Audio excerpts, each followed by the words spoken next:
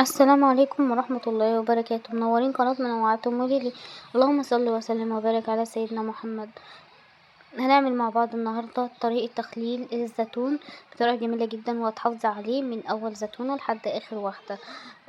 يلا بينا نشوف المقادير مع بعض. ياريت تعملوا لايك وتعملوا اشتراك وتفعلوا زر الجرس عشان يوصلك كل جديد. أنا دلوقتي معايا اللهم بارك 10 كيلو زيتون. هشتغل معاكم بمقادير كيلو واحد عشان بس ما يبقاش المقادير كتير عليكم. انا هشتغل بكيلو واحد، ولو فضل وقت في الفيديو هقول لكم على مقادير ال10 كيلو اللي انا حطيتهم. دلوقتي انا معايا كيلو من الزيتون. لو هشتغل بمقدار كيلو هنعوز كوباية واحدة من الجزر المبشور، او حوالي نص كيلو جزر مبشور. هناخد منه كوباية، وبقية الجزر ممكن نقطعه قطع كده ونخلله مع الزيتون. لو انتوا حابين بيبقى طعمه جميل جدا وبيتاكل على فكرة، بيبقى حلو قوي. وبالنسبة للفلفل هنعوز فلفل حار. هنعوز نص كيلو من الفلفل. هناخد منه نصهم نعمله هريسة، نضربه في الكبة ويبقى هريسة من الشطة. وهنعوز مع بعض نص كيلو من الليمون. هنعصر مقدار نص كوباية، وبقية الليمون هنقطعه 4 تربع او شرايح ونحطه على الزيتون. وهنعوز برضو مع بعض، ولما نعصر نص كوباية الليمون القشر مش هنرميه، لان احنا هنغطي بيه الوجه بتاع البرطمان. وبالنسبة للمية هنحط مية تغلي. هنحط لتر ونص من المية ونحطها تغلي، وبعد كده نسيبها تبرد عشان هنشتغل بيها. بس لازم تبقى باردة خالص، ميبقاش فيها اي حرارة. وبالنسبة للملح هنعوز 6 معالق ملح تقريبا، او ممكن تزيد معلقة او تقل معلقة. احنا نعمل اختبار الملح بالبيضة. والعامل الاساسي اللي هيحافظ على الزيتون معاكي من اول زيتونة لاخر زيتونة يفضل مقرمش وبنفس طعمه ما يغيرش، معلقة صغيرة من السكر. دي بتحافظ على لونه، وبتحافظ على قوامه، وبتخليه ما يتهراش معاكي بسرعة. وطبعا لو انتي هتخليه لمدة طويلة فاحنا مش هنحط فيه خل. لو انتي عايزاه تفتحي عليه بعد شهر، شهر ونص، ده هنحط فيه خل. وانا هعمل معاكم كده في الفيديو دلوقتي. هنعوز عصفر مقدار معلقة واحدة عصفر. وهنعوز معلقة من حبة البركة. وده اختياري، لو مش حابة تحطيه تمام. بس بقية المقادير أساسية. دلوقتي هنجهز مع بعض. هنمسك مع بعض الزيتون، هنغسله كويس جدا، ولو في اي زيتونة فيها حاجة مش كويسة هنشيلها عشان ما تبوظش معانا بقية الزيتون. وهنعوز هنعوز ربطة من الكرفس. هناخد منها الورق بس، ومش عايزين العناقيد بتاعتها، هناخد الورق بس. وهنقطعه. وهنجهز الزيتون معانا. هنحط عليه الجزر اللي احنا بشرناه، وهنحط عليه الليمون المتقطع، وهنحط كمان معاه الكرفس، وهنحط معاه الشطة. وهنقلب المكونات دي كده كلها مع بعضها. بصوا هتشموا ريحة جميلة جدا مع حبة البركة مع العصفر. الريحة بتاعتها بجد رهيبة. بصوا ريحته اصلا بدون ما يتاكل جميلة جدا جدا. ودلوقتي طبعا هنجهز مع بعض المقدار بتاع المية. انا طبعا مقدار المية معايا ده مقدار 10 كيلو. فبالنسبة لحضرتك هتجهزي بس مقدار، هتحطي لتر ونص من المية وهنحط له الملح. وبالنسبة للملح هتحطي 5 معالق ملح وتدوبيهم. وهتعملي اختبار بالبيضة. بيضة تكون مغسولة وتحطيها وتحطيها في المية. لو ظهرت مع حضرتك يعني لو ظهرت على وش المية بمقدار عقلة الإصبع أو بمقدار العملة اللي هي العملة الفضية، كده يبقى تمام. لو لقيتيها نزلت في المية تحت يبقى كده لسه عايزة تزودي ملح، فهتزودي بالتدريج عشان الملح ما يزيدش. طريقة الملح بالبيضة دي طريقة ناجحة جدا، وهتوفر عليكي كتير، وهيطلع معاكي الحدق بتاعه مظبوط. هتظبطي على كده. وهنجهز مع بعض نص كوباية عصير الليمون. هنحطها لوحدها في البرطمان، بحيث ان المية لو جت معاكي بزيادة يبقى الليمون كده كده محطوط معانا بالكمية اللي احنا اتفقنا عليها، ما يبقاش بقيته راح في المية اللي خلاص ما عادش يبقى لها لازمة. زي ما انتم شايفين كده. بصوا كده على البيضة معانا، هتلاقوا المقدار اللي انا بقول لكم عليه. دي كده المية مظبوطة وتمام ومش محتاج اي حاجة. هنحط مع المية هنا السكر، وانا قلت لكم مقدار السكر للكيلو معلقة صغيرة. هندوبها مع المية. ودلوقتي هنبدأ نحط الزيتون في البرطمان. بالنسبة للزيتون انا ممكن احط تحت شطة، ممكن محطش حاجة خالص وانزل على طول بمقدار الزيتون اللي معايا. ممكن احط ليمون بس، وممكن تحطي جزر. انا نزلت بشوية جزر مبشورين زي ما انتوا شايفين، وهبدأ اعبي الزيتون معايا كله بالشطة. انا حطيت هريسة شطة. وبالنسبة للشطة الخضرا اللي معانا دي انا مفتحتهاش، انا فتحت منها حاجات بسيطة وسبت الباقي عشان برضو ما يخليش الزيتون معايا حار بزيادة. فبقيت الشطة اللي معايا دي كلها مقفولة، هتتخلل بس معاها، احنا بنحبها متخللة كده. فدلوقتي هننزل بالمقدار كله بتاع الزيتون، وهنضغط واحنا شغالين، هنضغط على الزيتون في البرطمان بحيث ان يبقى كله في البرطمان كده متساوي، وفي نفس الوقت ميبقاش فيه فواصل ولا فيه هوا ولا فيه اي شيء. هنملي البرطمان معانا للاخر. وبعد كده هننزل نص كوباية الليمون مع بعض.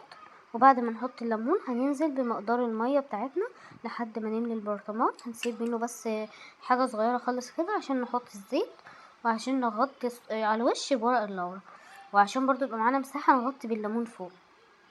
دلوقتي انا خلاص مع زي ما انتم شايفين كده الزيتون معانا كده خلاص تمام كده. انا مليت البرطمان. هجيب دلوقتي معاكم هنزل بمقدار الليمون. وبعد ما انزل بمقدار الليمون هنزل معاكم بالزيت. هنحط الزيت على الوش. ومعانا عامل اساسي لازم نحطه، وده انا ما كنت صورته، ورق الراولة. دلوقتي بعد ما ننزل هنحط المحلول الملحي وهنحط الليمون، حطينا كل شيء خلاص. هنحط الزيت وهنحط على الوش ورق راولة قبل ما نغطي البرطمان ونقفله. بالنسبة للتغطية يا اما ستريتش يا اما اكياس تلاجة، وتقسميها النص وتحطيها. لازم يتغطى كويس جدا وتقفلي عليه كويس جدا. ده كمان عشان تحافظي عليه، وعشان ما يدخلوش هوا، وعشان ما يحصلوش اي حاجة. فده للحفاظ. بعد ما نحط طبقة الزيت هنحط حوالي هنغطي الوش مثلا على حسب البرطمان اللي معاكي، لو كبير او صغير.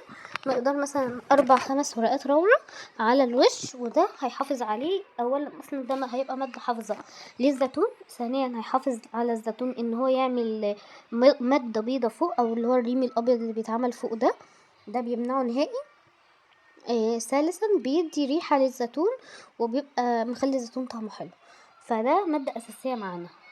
نغطي عليه كويس جدا ونقفل عليه ونحط الزيت، وكده هيبقى تمام. ده بالنسبة للزيتون اللي هنقعده معانا ان شاء الله لرمضان.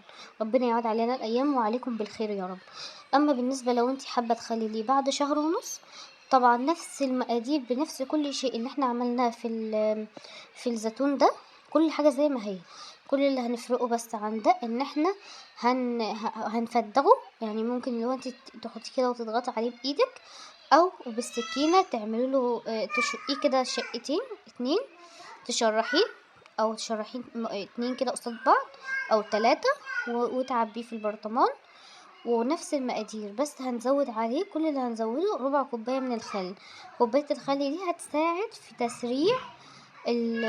تسريع التسوية بتاعته، واللي هو يتحدق معانا بسرعة. فده اللي احنا نفتحه بعد شهر ونص. اما بالنسبة اللي هيفضل معانا رمضان ان شاء الله، انا مش محتاجة ان انا اسرع عليه حاجة، ولا محتاجة ان انا احط له خل عشان ما يتهرش معانا. يعني انا عايزاه خلاص براحته، انا كده كده مش هفتح عليه دلوقتي، فانا سايباه يتحدق براحته خالص لحد ما يخلص خالص، ويبقى اجي افتح عليه ان شاء الله من غير ما اقطع، يبقى تمام وزي الفل. مش هنحتاج في اي حاجة تانية خالص. دلوقتي بقى هقولكوا على مقادير 10 كيلو. ده طبعا لو انتوا جايبين 10 كيلو حابين تعملوا بقى المقادير، فهقولكوا على المقادير دلوقتي. معانا 10 كيلو من الزيتون، عليهم 2 كيلو من الجزر المبشور، وعليهم كمان 2 كيلو او كيلو ونص من الشطة الخضراء. ومعانا بالنسبة لليمون هنجيب 3 كيلو او 4 كيلو ليمون. وكمان معانا المية هنعوز 10 لتر مية. والملح الخشن هنعوز، انا استخدمت اللي هو كيس الملح الكيلو، استخدمته فضل منه حوالي معلقة واحدة. يعني ده المقدار اللي كان معايا. هتعوزي مثلا من 30 معلقة ل40 معلقة ملح، ده لو هنحسب بالمعلقة العادية اللي هي بتاعة الأكل. أنا بقولكوا بالكيس فضل معايا من الكيس الكيلو معلقة واحدة. وطبعا برضو احنا عملنا باختبار البيضة. وكمان بالنسبة للعصفر والسكر فنفس المقادير طبعا بتاعه العصفر، يعني العصفر ده اصلا حطي على حسب الكميه اللي تناسبك عادي. والسكر هنحط 4 معالق ل5 معالق سكر، ونقلبه كويس معاه. بس ده هنفدغه بس، وهنحطه. انا زودت على الوش جزر لان كان في مساحه فاضيه فزودت جزر. بالنسبه لحاجه مهمه جدا، تعقيم البرطمان اللي معاكي لو ازاز ميه سخنه، وهنسيبه يتصفى خالص، وبعد ما يتصفى نشتغل فيه. لو بلاستيك زي اللي معايا تعقيمه هيبقى بالخل. هنحط مقدار كوباية من الخل، وهنقلبه كويس جدا وهنصفيه، وهتبدأي تشتغلي فيه على طول. حابة تسيبيه ينشف تمام، مفيش اي مشكلة. بس وهننزل طبعا بالزيتون زي ما انتوا شايفين كده، وبس كده يتاكل في الهنا. ما شاء الله بجد طريقة جميلة، ولا بيبقى فيه مرارة ولا بيبقى فيه اي شيء.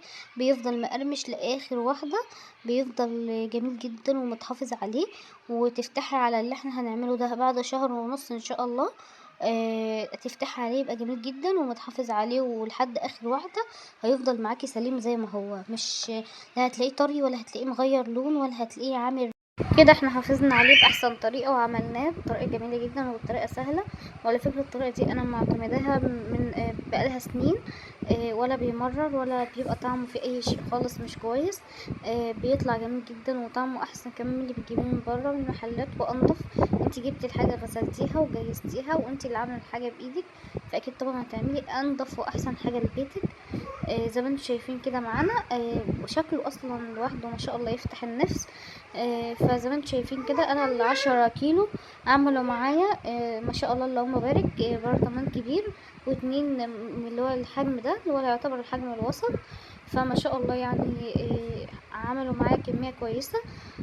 ما شاء الله يفضل معاكي من السنة للسنة. انا بخلي ده بيفضل معايا من السنة للسنة لحد ما يطلع ان شاء الله في السنة الجديدة.